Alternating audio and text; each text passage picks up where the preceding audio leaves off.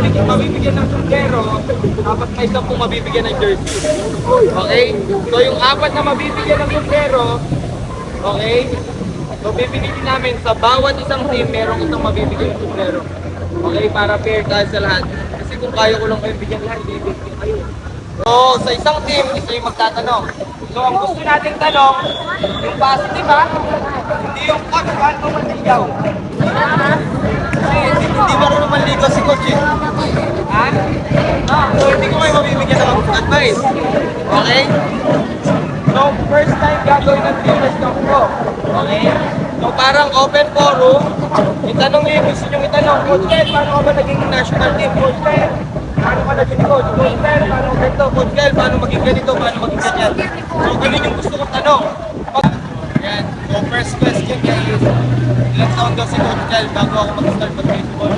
So nag-start ako ng mag-start mag-baseball, grade 4. Pero nag-start ako maglaro ng baseball, grade 5. So pasatuloy na, diba? So kayo, 7 years old, 8 years old, sobrang blessed nyo. Bakit? Kasi may mga coaches kayo, may mga parents kayo, mga teachers kayo, na sinusuportahan yung gusto nyo.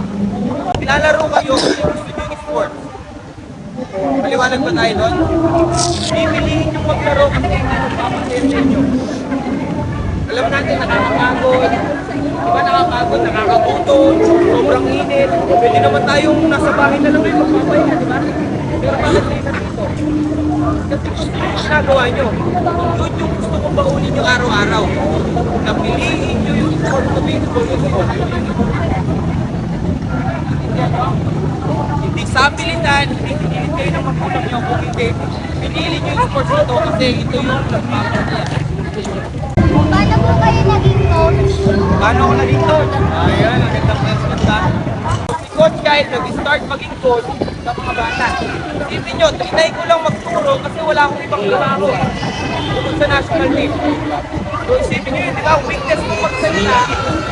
Pero sinala ko ni Lord, yung sa weakness ko. Ibig sabihin, kung iniisip ko ngayon, Coach Kyle, mahina ako magpapay ng pagkukuta. Coach Kyle, hindi ako marunong mag-report. Coach Kyle, mahina ako sa math. Coach Kyle, mahina ako sa science. Ibig sabihin, mahina ka ngayon, mahina ka na habang buhay. Tandaan nyo, yung kahinaan yun, hindi nyo alam, balang araw, yun yung magpapangat sa buhay. Siniwala kayo doon? Malay nyo, yung isa dito, takot sa math. Pagdating ng araw, engineer ka pala. Iba dito, takot sa science. Pagdating ng araw, scientist na pala. Diba? So tandaan nyo palagi na yung weakness nyo, is yan yung magiging strength nyo parang araw. So huwag nyo isipin na, Coach Kyle, hindi ko kaya to. Hindi ko na siya gagawin. Ang isipin nyo, Coach Kyle, hindi ko kaya to. Pero kakayanin ko to kasi kailangan ko kayanin. Maliwanag? Hindi ko kaya to, pero kakayanin ko to kasi kailangan ko kayanin. Malinaw? So parang sa paglalaro ng baseball at softball, kung hindi kayo marunong sumalo ngayon, tandaan nyo palagi. Okay? So pag nag-practice kayo na nag-practice, matututo kayo sumalo. Hindi kayo pwede sumusuko kasi pakiramdam nyo hindi mo kaya. Okay? Pag sumusuko, natatalo rin dahil yan. Pero ang hindi sumusuko, sila yung nanganalo. Okay? Dito tayo doon.